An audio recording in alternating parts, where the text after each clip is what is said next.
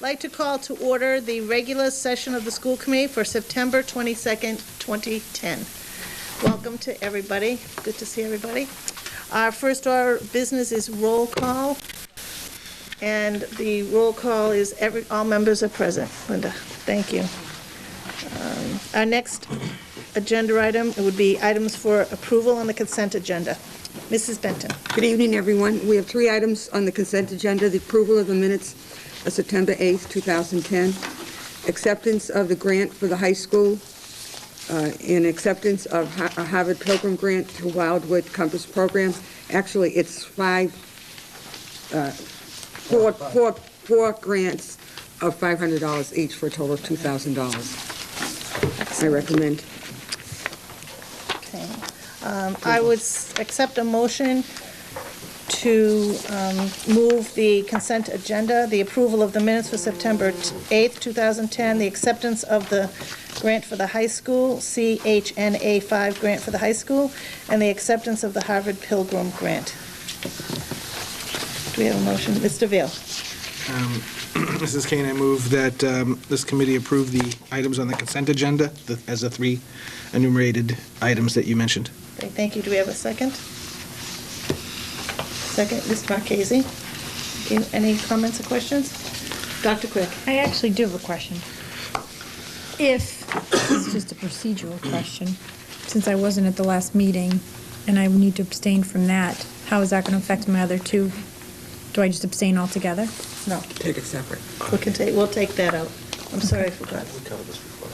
You don't have to be. That's right. If you were here, right? Yeah. Yeah, even if you weren't here, you don't have That's to right. abstain from the meeting. Right. She can vote it, but no, I mean, you can still vote. Okay. We We check did it go out, through this right, before, and we checked it out. Even All right. though you're not here, you can still vote for the minutes. Okay. Yep, that Sounds good then. great. Okay, oh, Mr. Hayes? Just a quick comment, just so the public's aware, the agenda item 2C, where are we? Oh, no, wait a second, sorry, I apologize. Agenda, yeah, 2C3? yeah, the CHNA 5 grant for the high school. Just to explain what that is, that is $6,000 to for the Wildcat project. So that'll be back this school year, which is wonderful news. Yes. Just wanted to make that clear. Thank you. Right. Okay, all those in favor? Unanimous. Thank you, Linda, unanimous. Okay, next item. This is the week that student school committee does not join us. So we'll see Katie and John at the next meeting. And so we'll move to agenda item 4, the superintendent's report. Mrs. Benton. I have, in addition to the 3 items that are in your packet, and that is we have with us this evening 2 new staff members that could not make it to the last meeting that I'd like to introduce this evening. The first is Adam Harlow, who is a behaviorist for the whole system. Adam comes to us from Kenwood Academy in Drake, Mass., where he worked last year. He has a Bachelor of Arts from UMass Amherst and a Master of Science from Simmons College. And I was telling him when I walked in this evening, I'm already hearing positive comments from principals who are saying that he's helped out already. So welcome to Wilmington, Adam. That's terrific. Thank you, Adam. And we have Teresa Marshall with us. And this is a great story because Teresa comes to us from North Andover as a chemistry teacher. She has a Bachelor of Sciences from MIT and a Master of Science from Brandeis. And I think it was back in March, maybe, Eric, Mr. Principal Tracy said, I have a candidate for chemistry teacher and I want to get her. And North Andover really wanted to keep her, but Principal Tracy convinced Teresa to come to Wilmington, and she's an incredible asset to the science department and to the whole school. So, welcome. Thank you. Thank you, Mr. Tracy, for You your can go role. home and do your lesson plans. Thank you both very much. Good night. We appreciate getting to know you. Thank you for coming out. Thank you. Okay, good night. Thank you, Mrs. Benton. Under the superintendent's report is an update on some cost efficiencies in the district that Neil and Paul reported on. We renegotiated a copy machine contract and saved some funds doing it. And also did a little homework this summer and looking at postage and have decided to make some reductions because $30,000 on postage, I believe, is too much. So we're really moving to not doing mailings unless we have to, and trying to do everything electronically. And lastly, we've replaced, working with the town, more lights at Shawshene and Woburn Street in the North Gym during late spring. The Boutwell Auditorium, Woburn Street Gym, and West Cafeteria are being changed out this fall. And the fixtures not only cut demand going forward, save the district funds, but also make the gyms and cafeterias much more inviting. Even if been to the town hall, the auditorium at the town hall, they just did those lights too, and it makes a huge difference. So we're continuing to try and find efficiencies in the budget. Thank you, Mrs. Bennett. Mr. Veal? Mrs. Bennett, do you know if the Public Buildings Department or the school department worked with the Reading Municipal Light Department for any rebates on the lighting installations? That's who we're doing the program with, yes. Okay. Yes, yes. Yep. And also, just because you just brought that up, I just want to point out, we have a representative from the Reading Light on our school business partnership, and she's already put me in contact with someone from Reading Light as far as the high school project, because she said it's better to get them involved earlier Yes. rather than later, as what has happened at Reading, when Reading High School was doing the renovation. So we have that on our... Great. Yeah, the earlier the better, and once it gets going, you may want to have a representative. I don't know enough about the systems, but also from the gas company. I'm assuming there'll be natural gas for the high school, and they have rebate programs as well. Okay, great. Thank There'll be you. National Grid gas. Good idea, Mr. Veal. Thank you. Thank you. Also, the rebate program, like last year, didn't we see that? I thought you brought that forward to a meeting one night. Yeah, we Yeah, did. the whole- Yeah, yeah. yes, we have before. Okay. This is the continuation of it. Right. Yes. Well, just to- Yeah, yes. Let me clarify that for everyone else. Yeah, actually, it was brought in front of the committee probably a little over a year ago, I wonder if this right? was before Quincy, yeah. Yeah, so it had to be before Yeah. you guys were elected Yeah. onto the board. So Yeah. about a year and a half ago, it actually came in That's front of right. us in a whole proposal format. Actually, it was part of the, now that I remember, it was part of the facility study, showing us what we needed to do, where we needed to go, and it came up Yeah. with a lot of suggestions. Yeah. And one of the suggestions was speaking with the municipality about possible rebate programs and looking at lighting and things like that. So that's actually how that's the genesis of it. So Great. Thank you. just give you a little background. Someone has a great memory here. Other stuff sounds familiar, you know. Good for you. Thank you. Last week, next item, the NCL, No Child Left Behind Accountability Report. Last week, the state released the results of all the school systems in Massachusetts as far as making adequately yearly progress. And as a district, we had no changes, which is good news. We're still at level 2. However, we have some schools that are not making adequate yearly progress in subgroups, and that's the grades 3 through 5, grade 3 at Shawshene in reading, language arts, grade 4, 5 at North Intermediate in math, and the middle schools for the aggregate and all subgroups in mathematics. I need to do a little editorializing at this point, because if you recall, former President Bush enacted the No Child Left Behind law, which said by 2014, all children in the United States would be proficient or advanced. In my view, it's utopia, and it's impractical, and it's not going to happen. You also all know that the No Child Left Behind Act is up for reconsideration and reformatting this year, and it is my belief that you are not going to see this target, but instead you're going to see a ready for college or post-educational programs leaving high school proficiency level, because that's what Obama has been talking about in the discussion around No Child Left Behind. Now, what I guess infuriates me is we have very strict rules to follow, and I believe in rules, but the middle school aggregate is in this situation because we had 6 students who left the last 5 pages of their math book blank. And I don't think that a system or a school should be penalized because of that. But the directions say you cannot tell the students to go back and fill in the blanks. So that's the reason why I would take credit and take all the criticism if we did it because the kids didn't get the answers right. But it's because they were blank. And so we need to figure out a way of getting our students to think about making sure, because it's an untimed test, that they really try and complete the entire test. Do we know, Dr. you know, Quick. I'm sorry, That's all right. the reasons why they didn't finish the test? or- The tests had been embargoed until this week. Now we can have the individual student results, and we will be following through.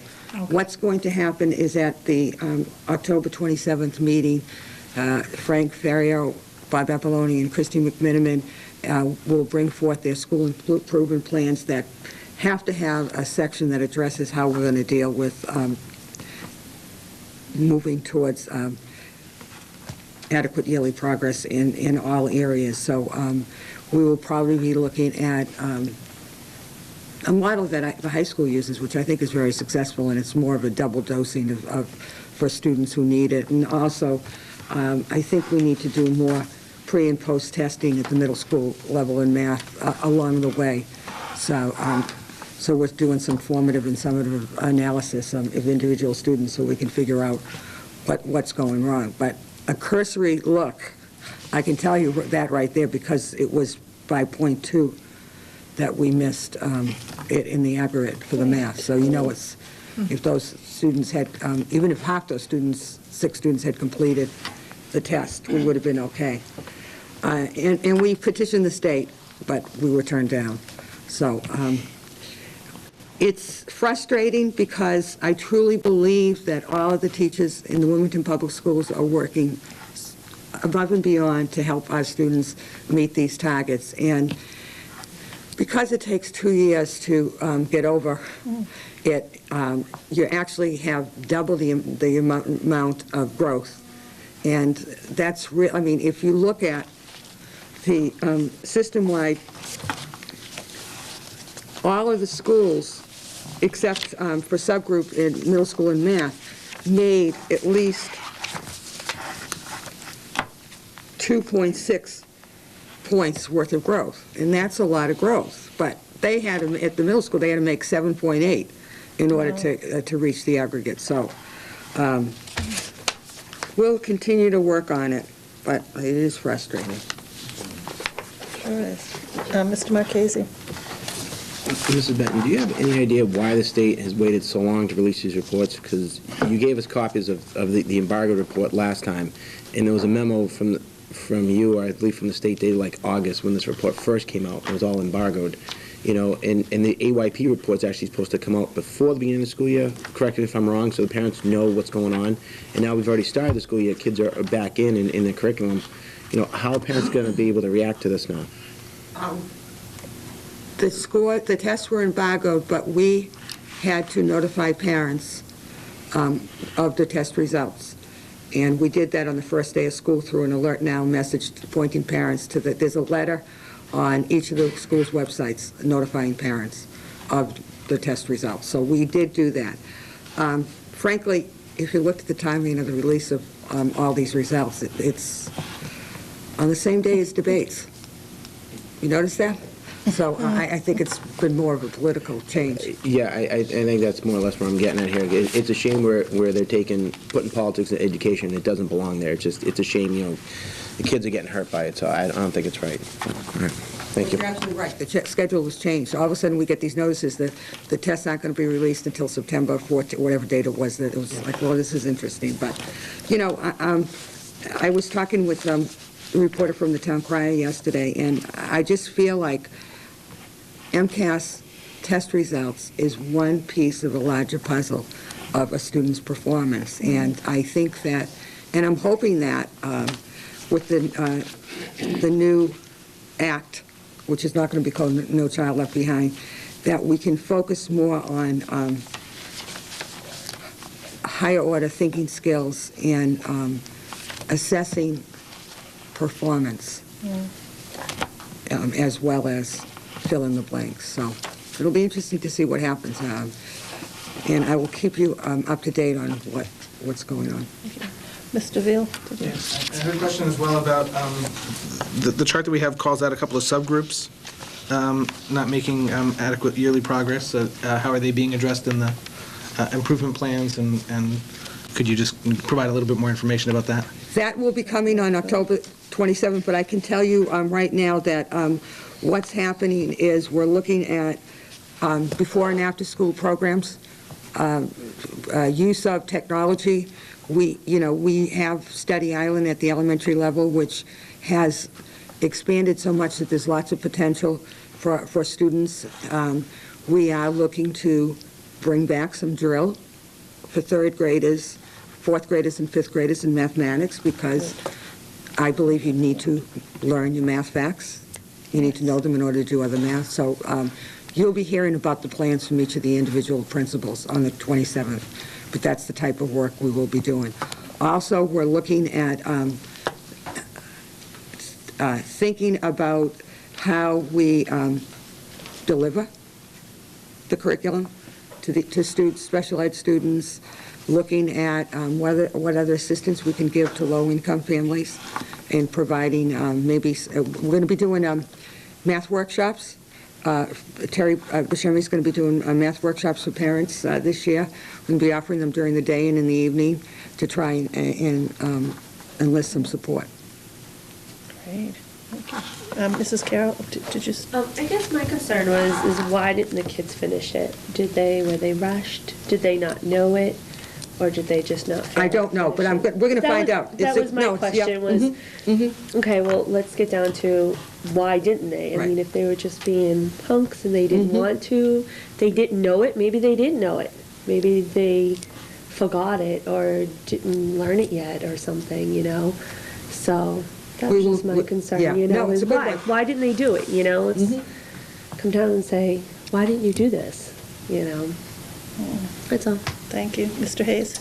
And I'll just say that I'm going to hold my questions until the next meeting when we have the plan in front of us and understand, why this happened and what we're going to do about it. Okay, thank you. Anyone else? Okay, thank you, Mrs. Benton.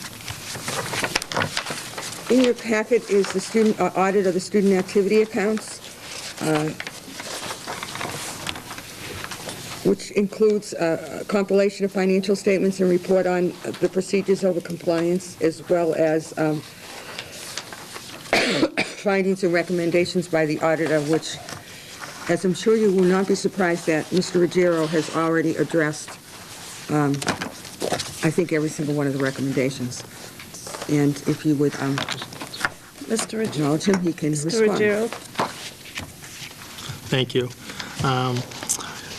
We had a student activity audit over the summer, and we focused on the year ending June 30th, 2009, because we just put a new computer system in effective July 1st of 2010. The auditor came in, as you read the report, tested transactions, looked at policies and procedures, and we do agree that there's some policies and procedures that we have to tighten up and implement. We're working on that currently. There may be, I'm not sure if there might be some school committee policy that has to be developed as well to address a few of these items. As an example, the authorization, annual approval, and termination of class accounts might be one of those. I couldn't find a policy regarding that. Some of the other areas, again, some of these were recommendations. We don't need to actually implement everything that they're recommending, but many of them are very, very good, and we will be doing it. And coming up with a policy document, I think, is a good idea. I mean, we have policies here and there, internal policies and procedures, but maybe we need to formalize that a little bit better. One item that we will be addressing sooner rather than later is a lost book finding. And we were told that the monies for lost books need to be in a revolving account by school. Right now, we have, the high school is in a revolving account, but it's a revolving account that not only has lost book money, but other monies as well, so we need to carve that out.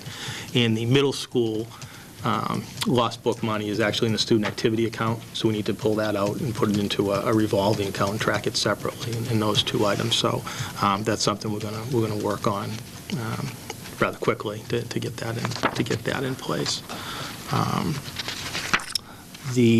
A few of these recommendations or findings we're actually doing now, so we've already put in place. The lost books is something that we do need to deal with, and we will be. There was also a notation on state procurement law.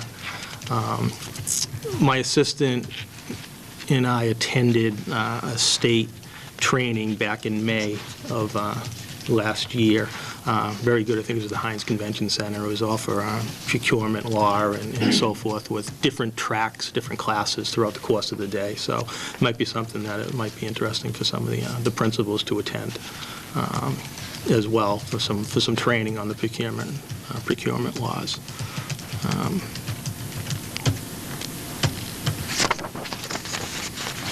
Any questions? Comments, really, this is an area that I guess concerns me because there's cash kind of floating around and it's weird contributions for various funds and activities, and it's not as, it's not huge amounts of money, but it's enough here, and it's a little bit, it gets to be worrisome to me when you have all these various accounts with cash going in and out and for various things. And I'll just point out too that this is not an audit. I mean, it says right on it that we were not engaged to and did not conduct an audit. So that's from the independent accountant's report. When is the student activity accounts actually subjected to a full audit? And when is the next time that's going to happen? When we contacted the firm, and this is the same firm that does our end of the year report audit, they actually said this is the type of audit that's done by districts. It's not per se an audit, but it's what they look at, and they do that for many. This is what they do for districts. They don't really do full-blown audits, if you will, as a CPA firm would come in and do for a company. They said this is what they do for all their districts, so that's kind of what we went with. Is there any requirement under state law, like every 3 years or something, that there's a full audit done? Well, the 3 years, I think this, or is this this fits into that 3 year, because I had that conversation too, and he said, no, that this satisfies the 3 year requirement to have, I know they don't have the word audit in there, they say it's not, but it's a look at the whole student activity area. I mean, they sort of look at the guidelines and the procedures, but they're not actually going through the books and sort of validating invoices and calling up vendors and getting confirmation that things were. No, they did pull invoices, made sure that for valid purposes, make sure we had all the backup for any reimbursements that had to be done and so forth. In here, the percentage of transactions they pulled is identified in here. But they did go through and actually look at both receipts that came in as well as expenditures going out. So they did do a sampling. Okay. Can I just add here, a few years ago, when I first came on the committee, this came up, and it turned out that it was going to cost something, this was maybe 6-7 years ago, it was going to cost something like $15,000 or $20,000 just to audit these few accounts, and the consensus was that this audit was satisfactory because we hadn't had any problems with it, and we really didn't have that kind of money to spend on this audit, so that's why I think that's why it hasn't been done before, especially when this is an acceptable audit, in quotes, for what most school systems do. Yeah, so I think that's why. Mr. Hayes? Just to point out, the percentages that Paul mentions is on page 5. 59% of total disbursements were looked at, and 46% of total activity fees and receipts were looked at. That's a lot. Mr. Marchese? Mr. Chair, I have 2 questions and or comments. On the accountant's compilation report, the last paragraph says, manager is elected to omit substantially all the disclosure required by general accounting accepted principles. If the omitted disclosure were included in the financial statements, they might influence the user's conclusions about the entity's financial positions and results of operations. I asked that same question as I read it. I said, what does that mean? What are you doing there? He said, well, that's standard AICPA, American Institute of Certified Public Accounting wording. A full GAAP financial statement, generally accepted accounting principle financial statements would have notes and everything in it, so. It's not like we get anything from... No, that's not, this is just standard language that they put in. Because that was the question I asked as well. And he said, no, it's not, he said, don't worry about it, it's just standard language that they put in this type of work that they did. Okay, and my other question, it said under, it's page 4 of the audit report, it says recent developments in ethics rulings, and it mentions volunteers take the online training for volunteers for schools and student activities. I was just curious where we're at. We addressed that. No volunteer handles money. Anybody that's handling money is on staff, and they have all taken the test. Okay. And it's all on record at the town clerk's office. Yeah, because I didn't want to, have, a parent wants to volunteer to help out one day as student activity. Oh, you got to take an online ethics training, so, okay. All right, thank you. Thank you. Any other questions, Mr. Hayes? Yeah, I would just say that I found this quote-unquote audit, and I'll call it an audit, right? I found it, very interesting. A lot of good information. The lost book fines. Us needing to follow the state procurement law when it comes to, things over $5,000 like the high school yearbooks. And then, of course, on the bottom of page 3, as Mr. Ruggiero referred to, it's saying that, standardized policies and procedures should be established and clearly communicated that establish control procedures surrounding then they list a long list of about 12 things. So I think this would definitely be something that maybe the policy subcommittee should look at some point. And I'm glad to hear that Mr. Ruggiero took it upon himself and has already started, correcting some of these things. Excellent. So we'll talk to some other school districts that have some policies that we can look at to bring before the subcommittee, and we invite Paul to our next meeting. And I think we should be clear that this in no way is saying that there's anything wrong with the money at all. We're talking procedures here. We're not talking the actual money that's involved, so that people are aware of that. It's just procedures. In fact, back when you did when there was discussion about the audit, the law changed because, in fact, principals had checking accounts, and money was going in and out, and cash was all over the place. And the law tightened up how student activity funds, what is defined as a fund that can go into a student activity fund and how it can be spent. So there has been a lot of changes over the past 5 years in how student activity accounts run, and it's for everybody's protection. Also, each of the schools uses Quicken.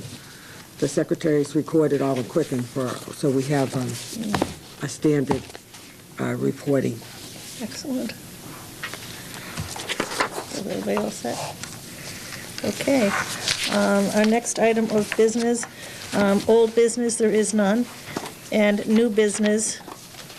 Very excited to have this new business, the NEAS&C accreditation report. Mrs. Benton. I'm very excited this evening for this presentation. As you know, back in March, Wilmington High School had a visit from the New England Association of Schools and Colleges. Accreditation team came in to see if what we wrote about ourselves in our self-study was true. And on a very rainy, stormy Sunday afternoon, we all gathered in the auditorium to begin the process. I don't want to steal Principal Tracy's thunder, but I do have to acknowledge and point out that the success of this report and the success of the high school clearly starts at the top. And Principal Tracy, when he came on board and talked about a 5-year plan, it's acknowledged throughout this report. It was a guide in getting the high school to where Eric believed it should be. And I think that when you hear the results from Principal Tracy, you'll agree with me that he far surpassed his 5-year plan. In addition, clearly, it's not the bricks and mortar that make up a school, but the children and the teachers inside it. And I am thrilled that the visiting team captured the spirit and of all of the students at Wilmington High and knew what we knew, found out what we knew all along about the incredible caring that this staff has for each and every one of the students at Wilmington High School. So without further ado, I'd like you to call on Mr. Tracy to come up. Mr. Tracy, we'd talk love to about have you the join report. us. Yeah.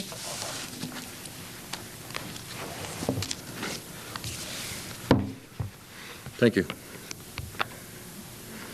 Is that your Kindle, Mr. Tracy? This would be an iPad. See how bad I am on this? I'm a Nook user too, but Great. if there's a gadget out there, I probably have it. But We need you.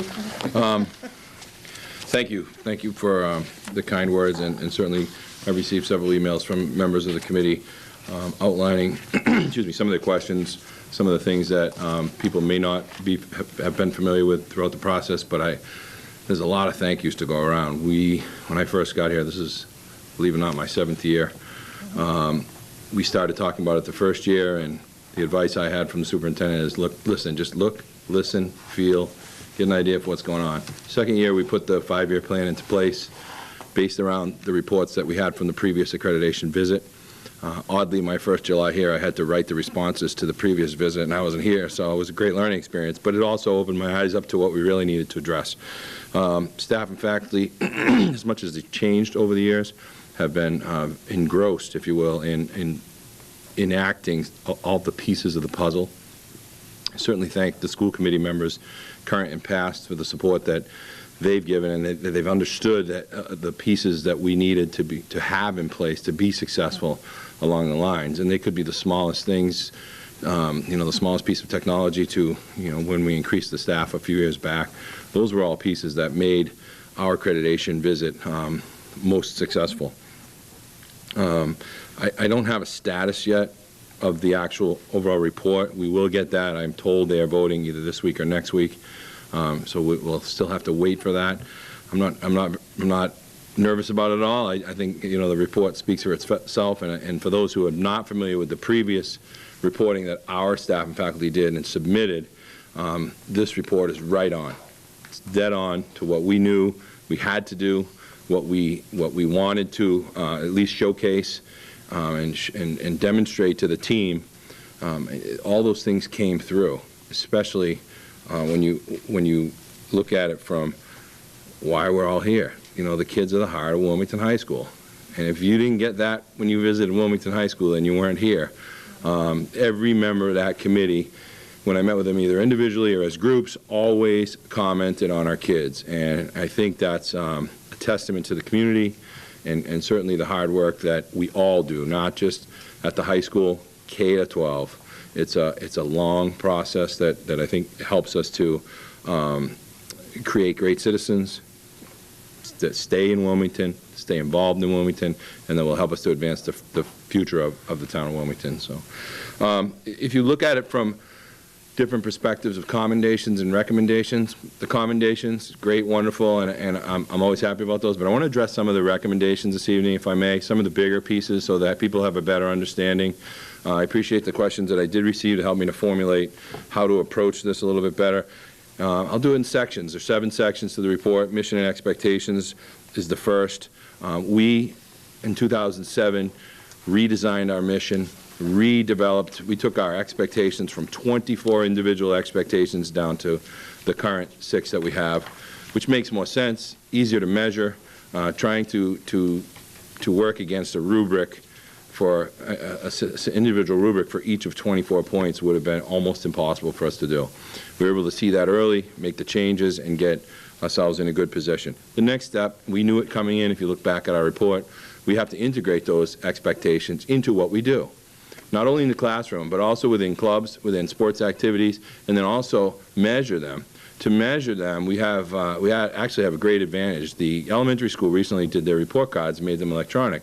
They brought in a skills-based segment of our MMS management system. That skills-based system, unknowingly, now that we're looking at it, will allow us to report out on each of those rubric segments on a report card so that we have a measurement of a child over a period of 4 years in each of the areas that we outline. So it will take us probably 2 years to do, and that's okay. Our first report back to NEASC will be in 2 years, and then the second report is a 5-year.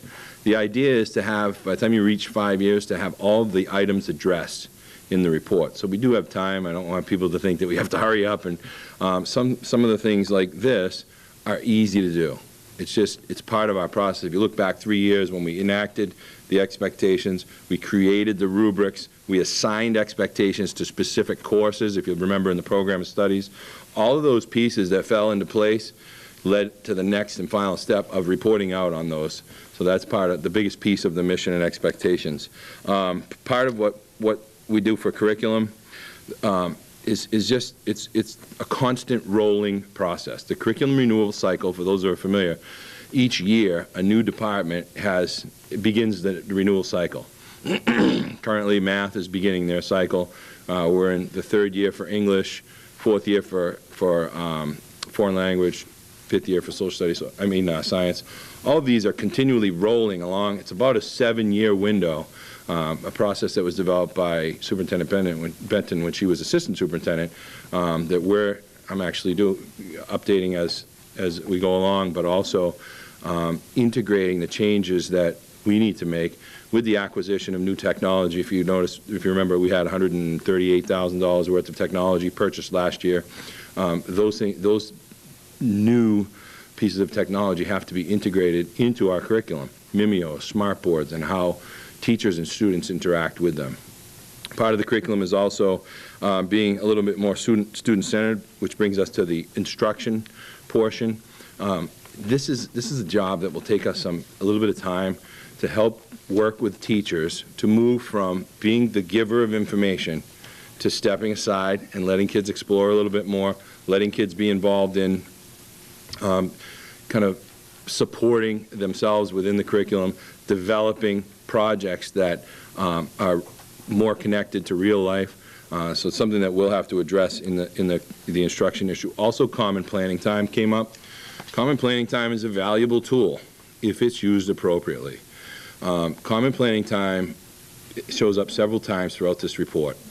It's something that we've tried 2 years in a row to force into the schedule we have. It is very tough to do because maybe my philosophy is a little bit in conflict with it, but my philosophy is that we need to develop our programs based on what kids want in the schedule. There are their requirements, but also electives, and we pushed the career paths, and we've really started to point kids into directions of making decisions earlier, which traps us a little bit in that scheme of developing common planning time. We're going to have to look at the entire schedule. We're going to have to see if this schedule that we have makes sense. You may also have seen in the report that the 2-minute passing time didn't go over well. It hasn't since I've been here. So it's something we're working on now as part of the time that we have available, 7:40 to 2:05. We don't have any flexibility outside of that time unless we bargain with the WTA.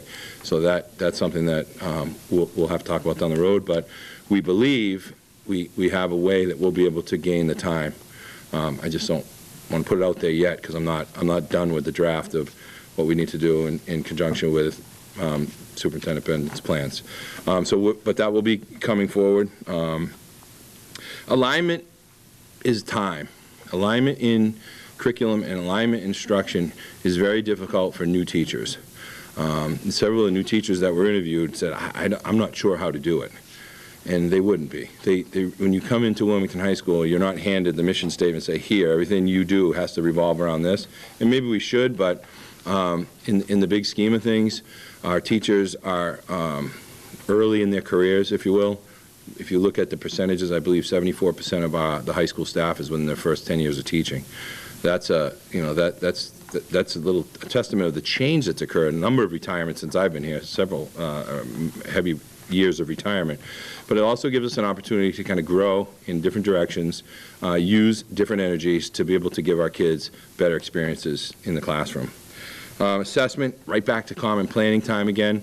And assessment is something that I want to look at from the professional development side. I've talked with the committee chair of the visiting team about that a lot. He and I have become fast friends and still comparing notes and still trying to figure out. His school is actually up for accreditation visit this year, so we're comparing notes, but it's also very helpful to say, okay, how do we help teachers move from a paper testing mindset to a more of a physical testing mindset, if you will, or a development of the actual result, if you will, without having to sit down and taking a paper test. That's a change that's happening all over the world in education. It's part of the global 21st century skills and the skills development, and also in the conversations with community, the businesses and corporations that are hiring students outside of once they get through college. The things that we run into with our professional development is just, it's more of, we have focused all of our professional development on technology heavily, positively. It's been great. It's been wonderful to be able to integrate that. Now we move to the next step. We're moving in phases. We have a very solid plan, if you will, that will help us to get in the direction of solving a lot of these recommendations fairly quickly. Leadership in organizations, grouping patterns. One of the members sent me an email and said, gee, I thought this was illegal. It is. If kids are locked into a tracking, as we may have known it when I was in school, it was you were in college level or you were in general, and you stayed there from first grade through 12th grade.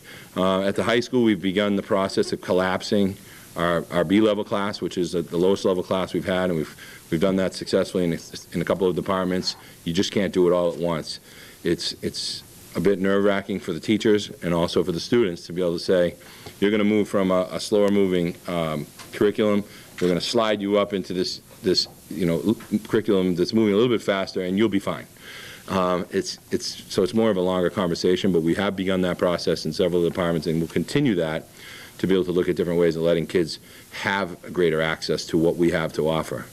Time between class and common planning time comes up again in leadership and organization. It's pretty repetitive. The other one that's very questionable is the formal advisor-advisee program.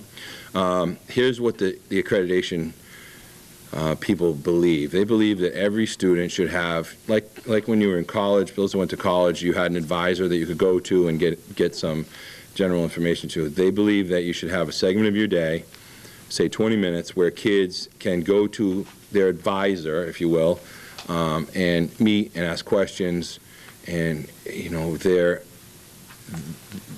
process on paper sounds great. The reality of it is I am not a fan of it. I don't plan to do this, and I will say that publicly. I've said it to them, because I think we do a real good job with our kids. I think our kids reflected in their reports and in their surveys that they have people that they can go to. We've expanded the guidance staff over the years by adding the guidance curriculum team leader a few years back, and also adding another guidance counselor. I'm pretty comfortable with that model. The third reason is because the NEAS&C is changing, once again, their model. This isn't a big item on their priority list anymore. The model is changing now to more of a belief system, a local belief system. We believe that kids should do X, Y, and Z. So as we address all these issues, we also have to plug this in or retrofit this into the new model that takes effect in 2011, which will be interesting at best. Support services is the next segment, and this is a great opportunity for us. This is a great opportunity for us to think outside the box, to allow us to be able to take this library that we sit in. I challenge anyone to pull a book out of here and see if a kid took it out in the last 8 or 10 years. And it's one of those things that kids are very different. That's what they're doing. They're on all these gadgets. You can get anything you need to know, in many different places other than going to the library. Believe me, I am a fan of books. I am a book collector. I am an avid reader, but I've also switched to almost an all-electronic format personally. I see kids doing that. I see kids willing to read on their iPads, on their iPods, on their Droid phones, on Kindles, on Nooks, and all of those ways that society is changing around us. Culturally, we're changing to that. We're starting to plug in the information age, if you will, and make it more like an appendage rather than something that we had to have. It's just there. And kids expect it to be there. Kids expect electronic access everywhere they go. You go to drop off, your prescription at the local drugstore, and you can now get a text message when it's ready. So that's the age that these kids are growing up in, and they expect it to move that fast. Very similar to their communication. If you send somebody a text message, they want it today. They want it a minute ago. They wanted it before you push the send button. They wanted a response. So the key is trying to figure out how to slow that down and make it work, but also gives us, we have a great space. We have some great minds. We have some unbelievable ideas on the table. Looking at places around where kids and adults go. Take your local Barnes & Noble or Borders bookstore and you look at what they have. They have cafes. They're moving to more electronic. There's more of an internet-based system. To be able to have that available for kids, to be able to come in and pull that information is something that I think we can do over the next few years and really change the face of what we have here. It's going to take a dynamic person to be in the forefront of this as the media specialist. That will take some training, that will take some time, but it also will put us in a better position. I've always said that the greatest strength that Wilmington has is technology. We can use that to our advantage as a community as well as within the school system.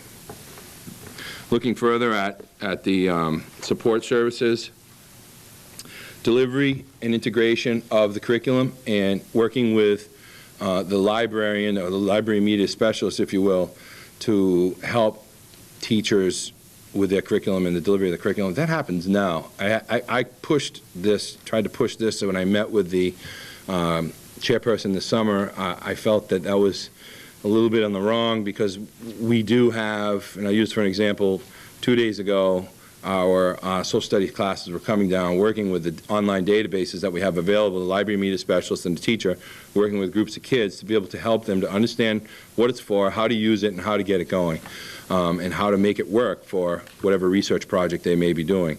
So I have a little issue with that one, but the reality is we're already doing it, so we can address that. Should we do it to a greater extent? Yeah, as we build this, as we look at this library differently and how it's used and what it can grow into, we also change that whole delivery spectrum. We change the way that our teachers and our technology and our resources integrate together. If we get to the point of putting in a new building, it brings us to a whole separate ground in which we have an opportunity to develop good, strong possibilities for our kids and our teachers, both in the classroom and out of the classroom, trying to give them opportunities to discover more, to think more critically, and to be able to find answers without somebody saying, here's the answer, or here's where you get it. So it's a big change for public education in general. We want to be able to work within the bounds of the community, but also to help bring all the resources that we have together and highlight them and specialize, help our students to specialize and make decisions on the future. Collaboration between teachers, special ed, regular education. Special ed is a program, not a curriculum. Special ed teachers are also liaisons. They work one-to-one with many of the teachers based on what may be going on in the classroom and not going on in the classroom. So those are some things that we're going to look at, how that delivery of service is offered, what makes sense. We've done a little bit of experimenting with it, as Superintendent Benton had said earlier, that we've combined regular ed, special ed teachers in one period. They're working together. In the next period, the special ed teacher is doing the reinforcement, leaning on the accommodations in the students' IEPs to be able to reinforce what they learned the previous period. So those are some of the experimental models we've been working with that seem to be successful. The group that we had run through our biology and our math all but one student has been successful in reaching the scores for MCAS. So those things will work for us. It's just a matter of, you have to be flexible again with them. We have a smaller number of students this year who would need that focused service. In another year, we may have a larger group that we need to expand for. Community resources, very heavily focused on the building. They, as they stated in here, they were here in a rainstorm. They got soaked as much as we did inside the building. And those are some of the things that we hope to address with the school building process that we're involved now.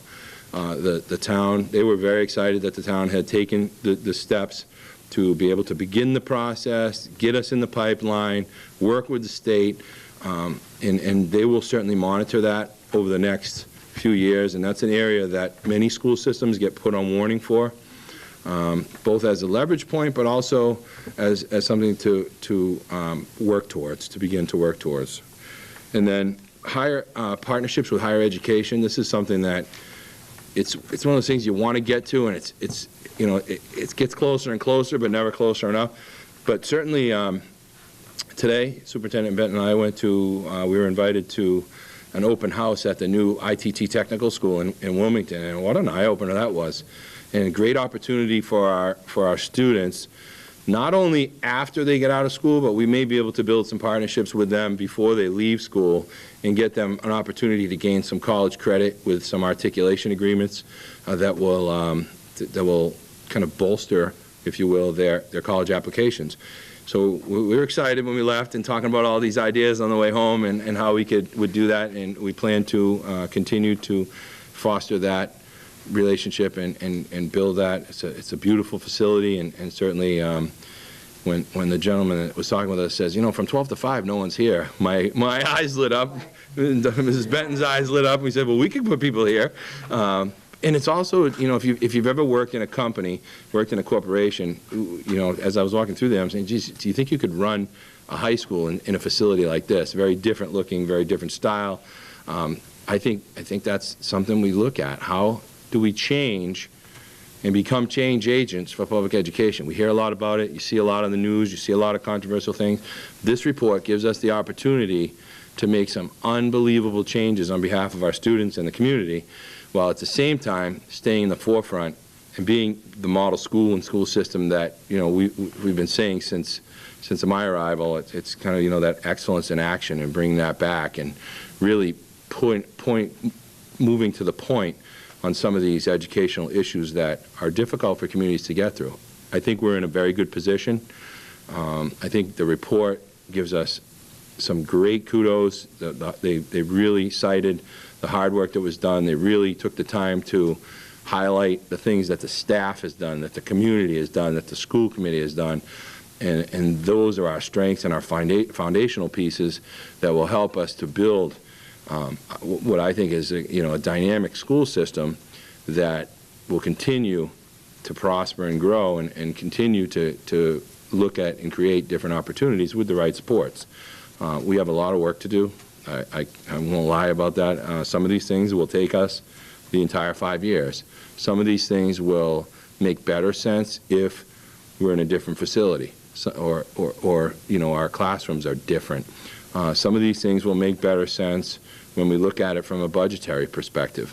There may be a different way or a different approach to the way we purchase or the way we develop or design something. If you look around this big space that we're sitting in, there's 1,000 possibilities, and I think you got to get out and gather that information and give people the opportunity to weigh in on what would you do if you could, especially kids. Put a group of kids in this room and say, okay, if you could take everything out of here and start from scratch, what would you do? How would you make this work for you? I think you'd get some great ideas, and I think that, again, is the strength of what we do. We really have taken solid steps, and the overall report puts us in I believe, a very good light comparatively.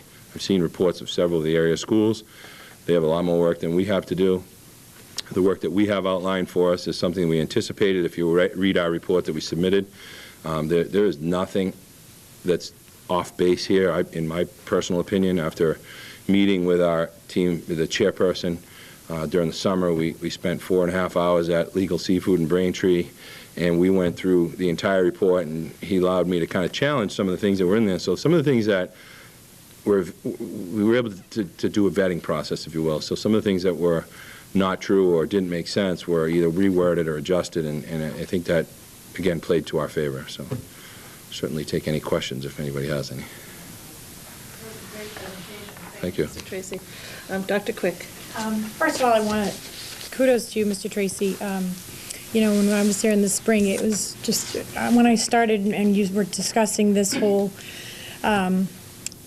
task at hand, it just seemed enormous, and everybody who worked on it did an excellent job of having it run smoothly. One of the things that I remember after our meeting with them, that was one of the big things they said, is you can definitely see how passionate everybody is about, you know, and it rang out in the report. So kudos, you did an excellent job. Couple questions, I'll try to make them as succinct as possible. Where, in that report, was pretty much everything they wrote as far as recommendations? I know you mentioned the library, but aside from that, was everything pretty much what you expected? Were there surprises? I expected, this is exactly what I expected. I couldn't have written this report myself. It was a bit odd, to say the least. Having been on committees and teams and done this work on the other side, they were dead on. That team was dead on to what we had written in our reports and what people had talked about in their meetings, including the students and the staff, reflected exactly what we had in our report. So I think the work we knew we had to do, we have to do. You know, so I think we're in great shape. And one more question. You were discussing about the timing with the guidance counselors, and I know you said you added some counselors, but I guess I'm a little confused as to the timing component. Is it because that they're saying that there's just not time in the day for them to access the counselors? Access is pretty open here. When kids need to get to their guidance counselor, they can. For instance, schedule changes. When they have, they may have a crisis, they may have something that they need to talk with their guidance counselor about related to college. It's pretty wide open. They make themselves available. They do a lot of in-class. Our guidance counselors are in class quite a bit, doing presentations for each grade level. They do one. The school year has a segmented process of starting with the seniors, obviously they're in the college process, and then moving right down the line and meeting with each of those groups and helping them to determine, okay, what do I have to do as a sophomore? What do I have to do as a junior? So that they do spend a lot of time in the classroom. And I think that, in conjunction with the things like they did today, they had the senior parent breakfast with, I think they had 130 parents there.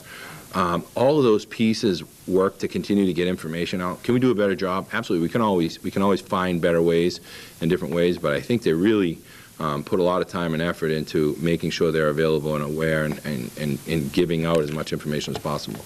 Okay, then can you just expound upon what you were discussing when you were talking about this?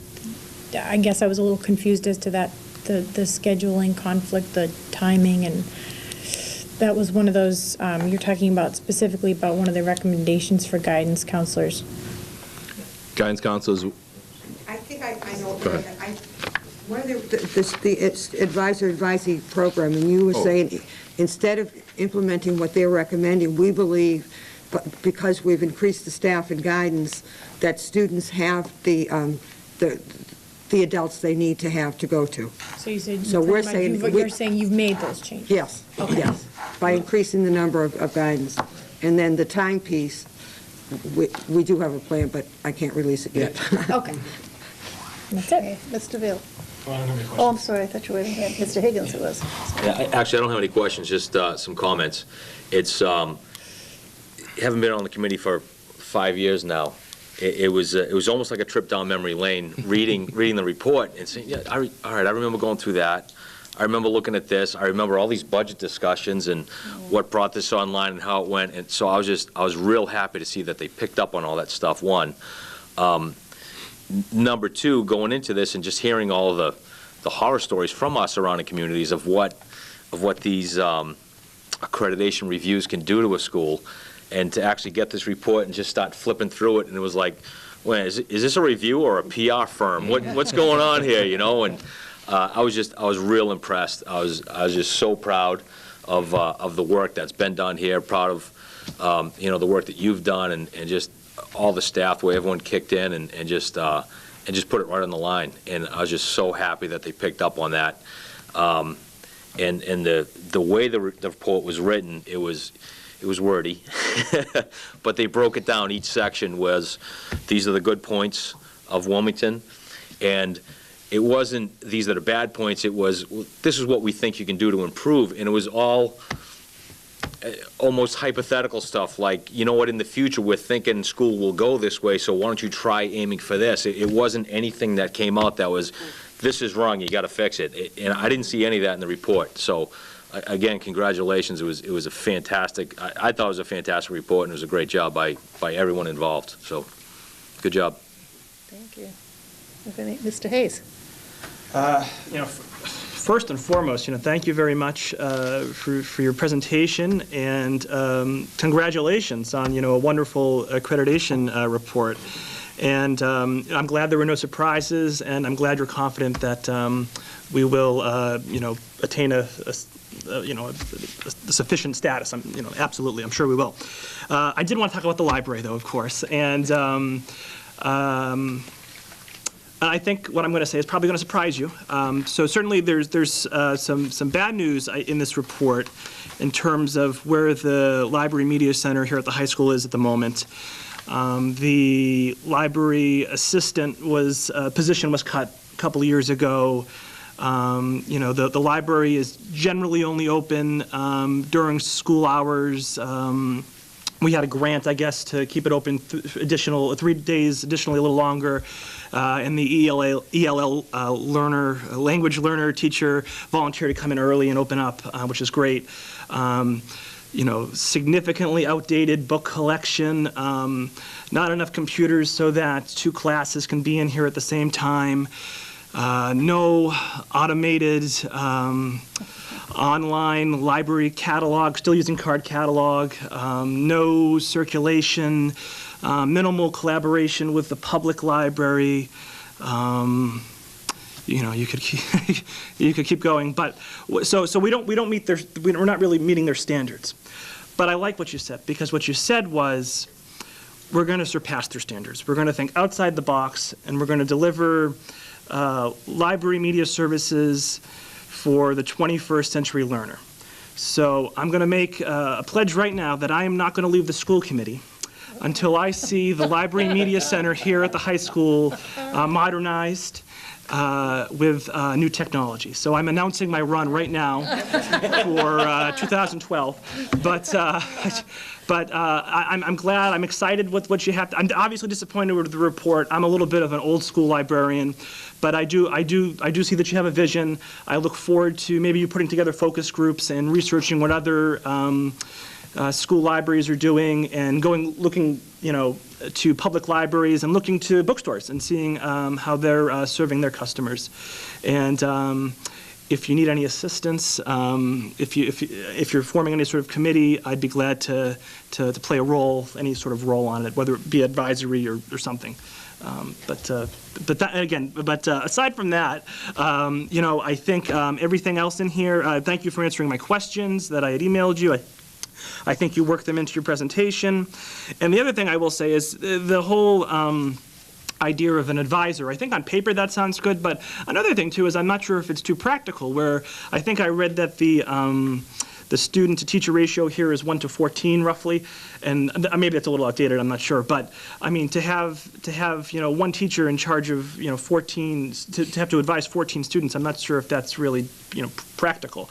And if you have a student who is interested in majoring in science in college, paired with a advisor who teaches Spanish, I'm not sure what good that's going to do. So I would just throw that out there as the practicality of having advisors given the staffing levels. So, thank you very much. I ramble. Can I just comment on this? I want to comment too, yes. So, Mrs. Benton. So here's my idea. This has nothing to do with the time. We move all the books in this library that are still of interest and use down the street, and we create a bookless library at the high school. We enter a partnership with the town library because the kids could go down there and use that library during the day, and think about creatively experimenting over the next couple of years, because we're going to have an opportunity to be, because obviously, this is going to look somewhat differently in 4 years.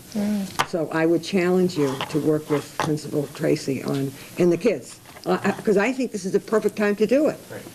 You know, we have a perfect time. So thank you. Challenge accepted. Okay, thank you. And the thing that I want to say before, Ms. Marquez, if you don't mind, I just wanted to say that here is a case in point. This is what your accreditation has led to, is leading to. We have a graduate of Wilmington High School who is sitting in the school committee at his younger age, and who is able to see what needs to be done, to join in the vision, and it's all about the students that we are graduating, and I, for one, am extremely proud of Mr. Hayes. So I just want to add that little thing in there so that the public knows this is a Wilmington High School graduate. Okay, Mr. Marchese. Ms. Tracy, I was curious when you mentioned ITT and their new building and kind of some of the things you saw over there. What do you see what they have done we could possibly envision in a new building here, or a renovation, or whatever happens here? What can we take from what they're using in at their institute that we can bring to here and change education as we know it? It goes back to, and I think I might have said it last meeting, looking totally differently through a very different lens at public education. No desks lined up in rows, to be able to treat high school kids a little more like adults. If college classrooms in some of the local colleges have very different setups. ITT specializes in technical fields, so they have a lot more of the computer-based. But if you look at something like the Soul Library project, look at it from the perspective of an internet cafe, and you start to kind of grow, let that model grow on you and where it can go. You have to remember, we're looking at educating kids for jobs that don't exist. The job market is changing that quickly. We have jobs this year that are new that weren't here 3 years ago, and just like 5 years from now, when my seniors get out of college, unless they go to grad school, which I know they will, when the seniors that we have here get out of college, they'll be applying for jobs that we didn't know existed today, including in fields like animation. One of the things we talked about, gaming. Those are all big money, high-end fields that are drawing a lot of kids. All of the green projects that are going on. And then looking at integration. This report talks a bit about integrating curriculum areas, and that's something that, if you want to look at the old-fashioned model of a department, then you're stuck in the past. If you want to create a hybridized model of this department crossing this department, crossing this department, and not really having departments segmented, when you look at the hybridized model, you're taking your business department curriculum and looking at the project base, taking your science or your math curriculum, integrating what they do logically and sequentially into that, and develop a hybrid, if you will, model where you're not sitting in classrooms all day. Kids are out exploring, they're experimenting, they're gathering information, they're researching, and they're using tools, that they use every day. I always use my daughter as an example. She drives me crazy with the computer and the texting and AIM, and still doing her homework, and she's still getting 100. And how do I say you can't do all this at one time? But those are the types of students that we're wrestling with. Put your cell phone away, rather than looking at it from a different perspective of using it. I can think of 100 ways I could use my cell phone in a classroom today. I could think of 100 ways I can use this iPad to excite kids about what's going on in the classroom without having to put anything on the board. So I think hybridizing education, looking at sitting in rows, looking at sticking in a room. This teacher assigned to this room and that's where they stay. Why? Why do they have to do that? I have, we have a teacher we hired this year, a science teacher, who spends more time out of a room than in the room. It's so exciting to me because that's what we want to get to. And it's almost like leave your textbook at home. You can reference that when you go home and do your homework. Here's what we're going to do today. We're going to get hands-on. We're going to do X, Y, and Z. And that's a mindset change for more than people than me. So it's a big process. Thank you. I'll just comment. I didn't have any questions, but it echoes, I think, what we were just talking about, which is, and you mentioned this in your presentation, but I wanted to reiterate that technology is a tool, and we all love it, and we like to play with things, but I think we also understand that there's more to we can't get carried away with technology just because it's new and snazzy and for the sake of technology. So I appreciate your remarks that really demonstrate that you understand that the absolute key, and at the bottom of this, is how to teach the kids to use the tool appropriately, regardless of whatever the snazzy device is. And that is going to be we're struggling with this issue in terms of electronics policies, but just in terms of the fast-paced nature of how quickly everything is changing and how fast technology evolves, that it's not that we're going to have always the latest and greatest piece of equipment or the latest and greatest software or anything else, right? Because we can't. You can't stay ahead of it. But how to approach it, how to learn about it, how to use it appropriately, and imbuing a sense of moral and ethical responsibility, because every single tool, and I don't care what it is, has two edges, and they can be used for ill, and they can be used for positive purposes as well. So that type of the moral and ethical compass on how to use the tool and how to appropriately use it is one of the critical skill sets and intelligences we need to be able to impart to the kids in order to prepare them adequately for the jobs of the future, whatever those jobs are going to be. Absolutely. Mr. Hayes? Two other quick things.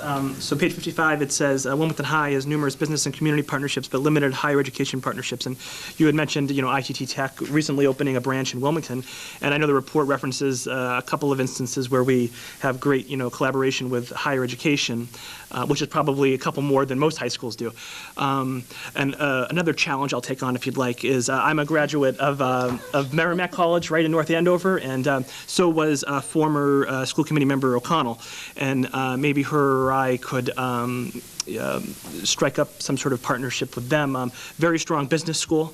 If you're looking for any sort of contacts with Merrimack College, probably the closest college around, or one of the closest colleges, I know people there, so I can help you with that. And the second thing, so another recommendation that they had that I wasn't sure how to feel about was the idea of having B-level, well, that's how I took it anyway, B-level or A-level students taking AP courses and not limiting it to honor students or having to go through the process of getting the curriculum team leader to sign off on it and whatnot. What is your feelings on sort of expanding the AP offerings and allowing students who maybe traditionally wouldn't be allowed to take an AP class to take an AP class? Is that how that's kind of how I read it? You read it correctly. Yeah. What are your opinions on that? Because that kind of was interesting. I have an opinion that we're missing a step. Uh-huh. I am very much on the boat of expanding AP courses, and if you look at Boston Magazine's top 100 schools, the more AP courses you get, the higher you are on the list, which is ridiculous. But the reality is in Wilmington, and you'll see this when you see the class size reports, kids don't traditionally flock to AP courses here. From 7 to 15 kids in a class usually. We've added Spanish. We'd like to add down the road chemistry. We'd like to add some other sciences at students' requests, because that's the areas they're going into. But we're missing a step of kind of the pre-AP portion. We need to help kids to develop that learning sense, that understanding of what it takes to be in an AP course, and slide them in from probably a 6th or a 7th grade into that. And we with that type of program, we could do that. It's just one of the things that won't be high on the list, but it's part of the thought process as we go along. We really need to develop some type of a pre-advanced placement, or my preference would be something like an international baccalaureate program, which standards are very much different, but also lends a ton of training to teachers. They really work heavily with the teachers to help them to understand how the curriculum should be delivered, why things happen, how assessments occur, why they occur in the way they do. I think that's a more robust process, if you will, for kids, and I think it gives them a better chance when they do get into college. College Board has, as many people have seen in the papers, had their ups and downs, and their supporters and detractors, and I just think that when we're looking at where kids are going, we examine where our kids are going and what value they're getting out of AP courses. We talk to a lot of kids that come back, and when they take 3 AP courses and get 4s on them, some colleges are not accepting the credit, even though the College Board is making the promise that they will. If you get a 3, a 4, or a 5, your colleges will accept this. But a lot of the private colleges are not, because they don't believe that the way that certain curricula within the AP program is to their standard. And they've done a lot. The College Board has done a lot to change that. Now teachers have to submit this course syllabus to the College Board for approval. Oh, wow. And it has to be approved the year previous to the teacher teaching it. And one of the things we've done in Wilmington is try to send all of our teachers to these College Board trainings about delivering the curriculum and following the process that they outline. And again, it's like MCAS testing. There's some people that really like it, some people that really hate it. And I want to look at it from the benefit of kids. How does each program that we have benefit the most kids? How do we get the maximum bang for our buck for our kids? I was glad to read in the report, and I don't have the number in front of me, but I think it was something like more than 2/3 of our AP students are scoring 3 or higher on the Yes. AP exam. So that's wonderful. Yes. I'd like to just add into that discussion, I never taught AP, but just teaching the honors courses, there are some students who are simply not honor students, and it was painful to have them in the class when they really couldn't keep up. Didn't matter what way you introduced the materials, they did not belong in that class because of the way the instruction was going and because of the material and the type of material. And our school all of a sudden decided to open up all those honors classes to whoever wanted to take them. And by the end of the first quarter, those students who really didn't belong there, they took themselves out. They weren't there. And it brings back that whole idea of everybody can be an AP student or everybody can be an honor student, and they can't. And we don't want to stifle kids and where they can go. But for me, who's taught it and been there and seen the pain of some of these kids, when you give back papers, they know they didn't do as well as anybody else. When you're having a discussion, they know they don't have that information to share the same thing. And I think we're doing a disservice to them, on the other hand, by putting them in classes where they don't belong.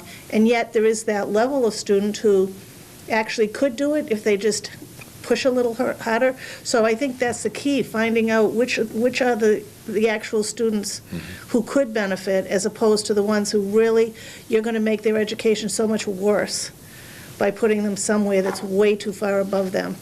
I mean, I couldn't go, say, football. I couldn't go play football. I wouldn't want to be on that football team. But if you said everybody has to play football because you're all equal, you're not all equal. And I think that's something to consider when you're considering this kind of idea of everybody being in the same classes. I just don't think it's realistic myself, but, Mr. Marchese. Mr. Tracy, you mentioned, like, going into the earlier grades, the 6th and possibly 5th grades or something like that, and doing some pre-advanced placement courses or something like that. Are you thinking about maybe possibly changing the curriculum a little bit and challenging the kids a little bit, in the younger grades to see, who really can step up to the plate and who's really ready for an AP, just to get them on that right track, so when they hit high school, they're off and running in an AP course or heading that way, or an honors course, for instance, or something like that? One of the things to keep in mind is our curriculum's always changing through that process.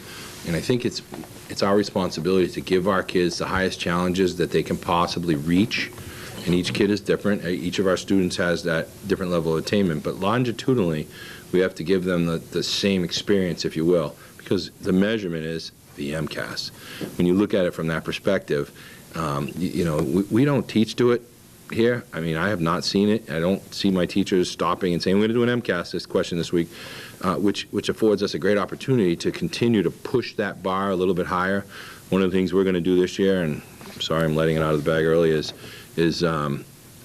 autopsy of honors courses. What is an honors course?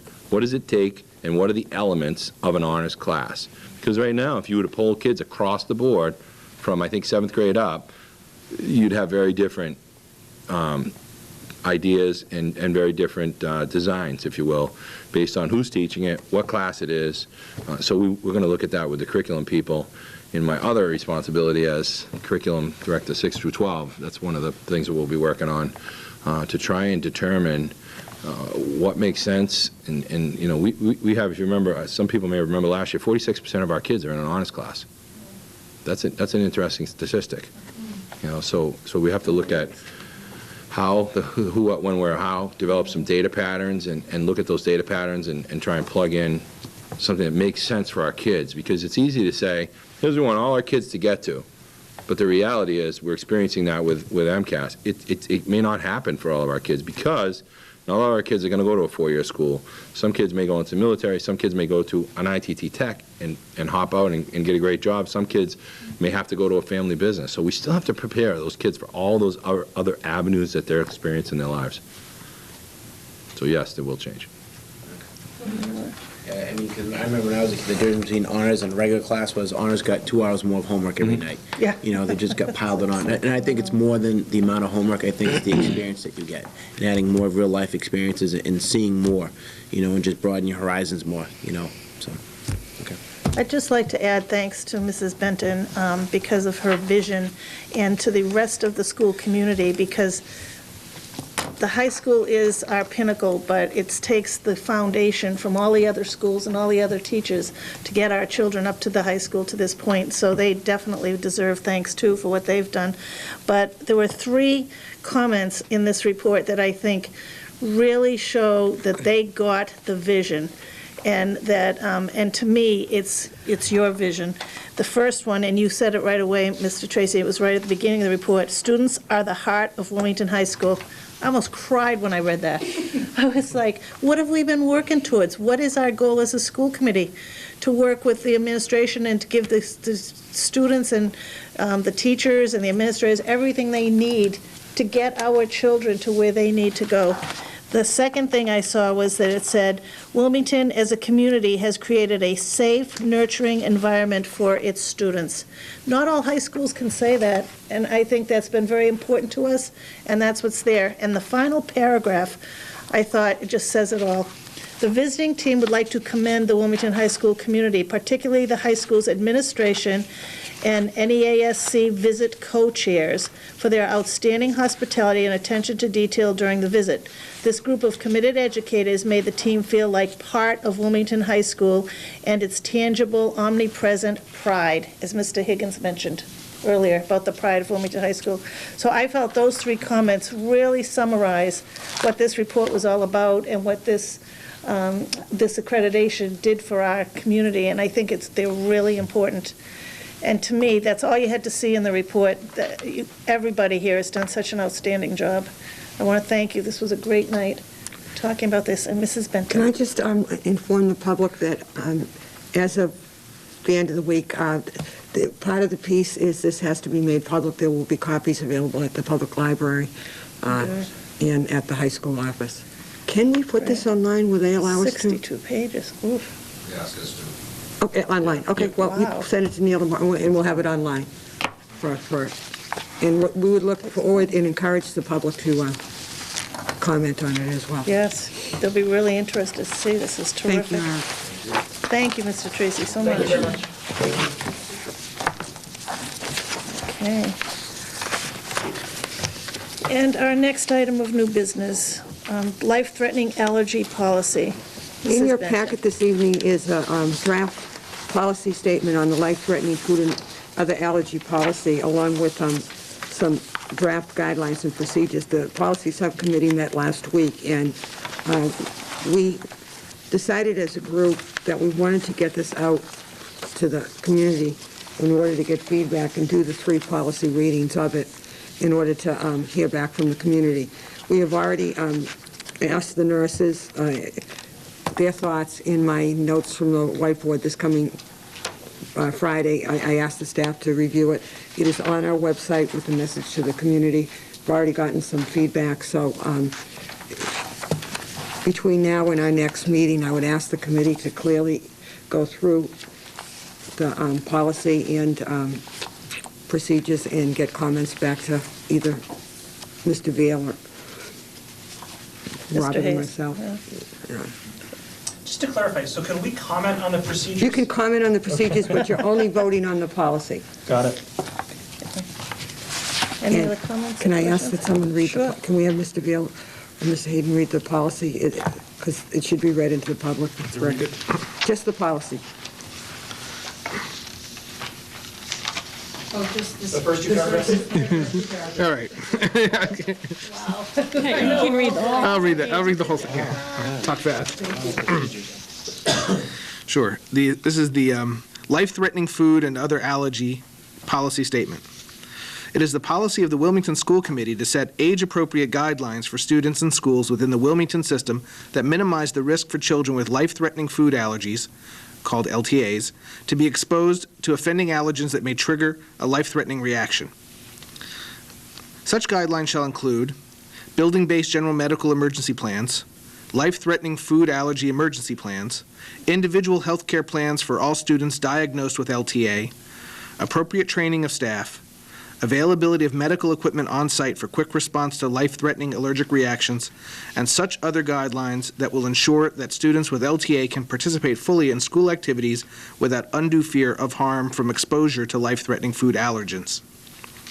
It is the school committee's expectation that specific building-based guidelines and actions will take into account the health needs and well-being of all children without discrimination or isolation of any child.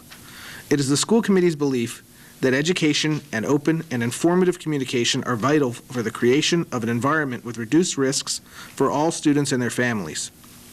In order to assist children with LTA to assume more individual responsibility for maintaining their safety as they grow, it is the policy of the school committee that the guidelines shift as children advance through the primary grades and through secondary school. Thank you, Mr. Veal. So please send your comments and concerns to me. Thank you. Excellent. All right. Delegations? No delegations this evening? No? Okay. Board members' questions and comments? Your turn? I'm thinking, oh, thank you, Mrs. Carroll. Okay, we start with Mr. Veal this time. I didn't have too many comments, but I did want to thank Mr. Tracy for that wonderful presentation. And I made the comment earlier and wanted to echo his concern and interest in the use of technology, but also the recognition that it was important to teach, of utmost importance to basically teach the kids how to use the technology appropriately. And wanted to, again, just reiterate how important I thought that was. Thank you. Dr. Quick? Thank you again, Mr. Tracy. And, you know, as he was discussing this, you know, it started coming to my head saying, okay, well, now if we have this new school or whatever changes are going to be made to it, what are we thinking about? What, you know, I still have in my head the old school of, you know, thinking of, okay, this is going to be here forever, and you know, what will the new libraries look like? Will we have new libraries? What, you know, so it was really good to listen to that because it puts a lot of, you know, thought into into people's heads as to, you know, this is something we really do need to think about. So thank you, and again, everything was excellent, excellent job, and that's it for this evening for me. Thank you. Mr. Marchese? I feel like a recorder over here, and I repeat this. Again, thank you to Mr. Tracy, and I apologize if this seemed like the Inquisition or the accreditation process all over again, but I think it's because we're also excited that, you know, we do have you, and we're lucky to have you as the principal, and we do have great teachers and a great staff here, and that this process went very smoothly, and I think we're all very, very happy with the report. And the fact that we asked you all these questions, I think it's just we highlighted how well the high school is run and how well, you know, the schools are here in Wilmington. So I think, again, thank you very much publicly for that. So I appreciate the very detailed support in the report. It was awesome. And also, it's my understanding that our fall sports teams are off to a great season this year. So congratulations, everybody, so far. Keep up the great work. And also, please get out Friday night and support the Wilmington Wildcats. They're going to be fighting Arlington here at home. So come out and support your local football team. Thank you. Thank you. Mr. Higgins? Not a lot tonight. Last week, we had the first meeting of the school building committee. It was actually right here in the library. It was pretty neat. There was essentially no one from the community just hanging out watching, so I would encourage the community to get involved. It's an exciting time for the town of Wilmington. So come on out, get involved. All our meetings are posted. Over the next couple of weeks, there's going to be some subcommittee meetings just to move the process along, but we are in it, we're working it, and we are looking for support. Thank you. Thank you. Mr. Hayes? A couple things tonight. I just wanted to acknowledge the great policies subcommittee meeting we had last Wednesday, and looking forward to next Wednesday's policy subcommittee meeting. Also, Technology Task Force, I believe, is meeting first Thursday in October. I will attend that. And I'm also going to, even though I'm not on the committee, I'm going to go to the CPAC Basic Rights Workshop on Thursday, October 21st, 7 to 9, which I believe is in this room. Yeah. Okay. So the other thing I wanted to highlight was the Wilmington Public Schools Give and Take program. So this is something that I see on the website all the time when I visit the WPS homepage, but something that really hasn't been talked about too much at school committee recently. So I just wanted to bring it to the audience's attention. I'll just read a little bit of what's on the website. Dear Wilmington community, the Wilmington School Business Partnership is a collaborative effort by local business, community agencies, and the school systems to establish a cooperative, mutually beneficial, long-term relationship. In an effort to enable the community and businesses within the Wilmington community to assist the schools, this exchange was developed with the intent of providing a forum where goods and services can be requested or offered. Listed below are items specifically requested by teachers and staff at our schools. If you want to offer a tax-deductible good or service, or if you are part of the Wilmington School District and want to request a good or service, email Krista Anderson at Krista, Krista, .Anderson, at wilmington.k12.ma.us. We thank you for your participation and your efforts to continually improve our schools. Sincerely, the Wilmington School Business Partnership. And there's then about 3 to 4 pages of items listed. Teacher wish lists in terms of items and equipment, teacher wish lists in terms of services, experience, time, sponsors, and volunteers. And then there's also a nice little section where a few businesses are thanked for some recent donations. So I just wanted to point this out to the community. Even if you don't have a student involved in the school system, even if you're not on the school committee or some sort of other committee, you can still get involved by donating your time or fulfilling a wish off the wish list. So again, this is on the Wilmington Public Schools homepage. It's pretty prominently displayed, and it's called the Wilmington Public Schools Give and Take Program. And that's it for tonight. Thank you, Mr. Hayes. You're welcome. Okay. And Mrs. Carroll? Well, I just want to say that I went last Wednesday to the half a day in the middle school, and I watched their curriculum for the day, and it was very, very nice. It was team building, stage 2 team building, and each section of the classes got to do something different, and it was very nice. It was nice to see 6th, 7th, and 8th graders work together without fighting. I mean, if I could get that at my house, it would be a miracle. One was they had to stand on this plaque, all 12 of them together. They had to figure out how to do it. People were falling. I mean, it was really a nice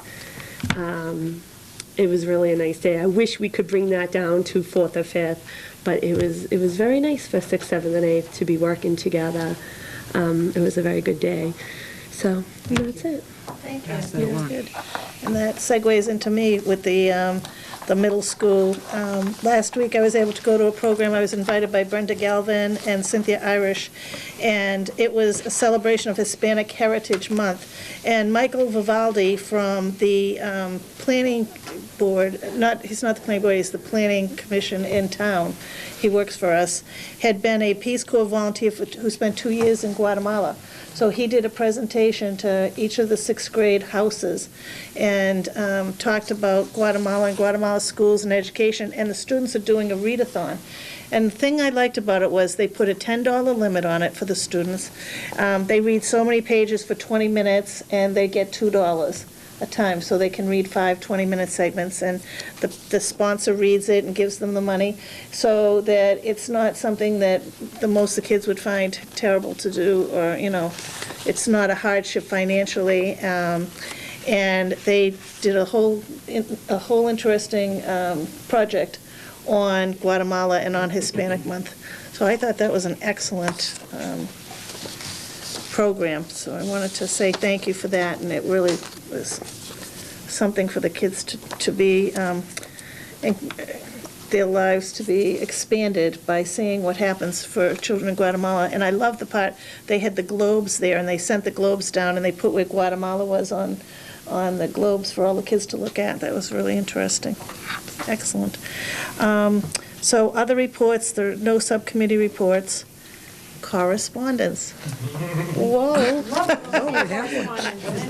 Mr. Higgins says we're up 100% in correspondence. 2 a year. This is a really nice thank you card from Mrs. Duffy, Joan Duffy. It says, "Dear School Committee, I would like to thank you all and the Wilmington School Administration for helping to make my 12 years on school committee fly by. It really seems strange not to attend the grand start of school event. I am enjoying reading some real books and not meeting packets or policies. My plaque that I display with pride in my living room, display with pride in my living room, and I will certainly be taking advantage of my athletic events pass for years to come. Good luck with the new year, and remember how important your job is. Sincerely, Mrs. Joan Duffy." Thank you, Joan. That was lovely. Thank you, Joan. Very nice. Okay, future meeting dates and agenda items. So this is incorrect. It's going to be October Right, it's gonna be 27th. October 27th. And we're going to have the school improvement plans and the class size reports. Okay. If anyone has anything else that they want on the agenda between now and then, please let us know. We had a question too on going into November, now that we're getting into the holidays, so we'd like to plan a little bit ahead. November 10th would be our next meeting. And then the meeting after that would be the night before Thanksgiving, which we traditionally do not hold a meeting. Mrs. Carroll has to cook, I can see that. She's like, no. So unless something came up, there would only be the one meeting in November 10th, so that we can know now. And I'd just like to say that because of the way the school building project is going, Mrs. Benton and Mr. Ruggiero have multiple meetings between now and November, and 2 or 3 of them are at night. I think, or most of them are at night. Almost all of them are at night. So this way they can concentrate on that. That's our big effort right now. Appreciate that. So I feel that would be good. And then on November 10th, we'll wait and talk about December then. Normally, traditionally, we have the one Saturday meeting in December for the budget. But I don't know if you've planned that far ahead. December 4th they should keep for the budget presentation. So it will be, okay. So we can put down December 4th, Saturday, December 4th for the budget presentation. And closer to then, we'll see if we need another meeting in December. Great. You probably don't have the Mr. Hayes. details, but, sorry. Thank you, Chairman Wilmington. You probably don't have the details, but traditionally, what time and where has the budget meeting been held? Oh, it's always here. Oh, okay. Yeah. And traditionally, anywhere between 8:30 and 10 o'clock. The earlier the better, we like on Saturday mornings. Oh, okay. You get milk and cookies if you show up on time. Yes, we do. It's lovely. Foods and bribes work with Okay, me. good. Mrs. Benton, did you know yet about the October 4th and the October, where they'd be? Have we decided? October 4th and 4th, it October will be, 6th? high school building committee meeting will be here. Okay. And we'll confirm the time after tomorrow night. And the 6th, we have both this and the town hall reserve. We will get a word out Let us know. and have them posted. Because if you'd like to go, it's an open meeting, and we wouldn't add to the discussion, but we'd be able to see, who the people are who are being interviewed. would be interviewed, so you're welcome, and the public is welcome to attend those as well, would be helpful. All right. I'd entertain a motion to adjourn. Mr. Marchese, Make a motion to adjourn. do we have a second? Mr. Hayes, all those in favor? We are adjourned. Thank you so much. Thank you.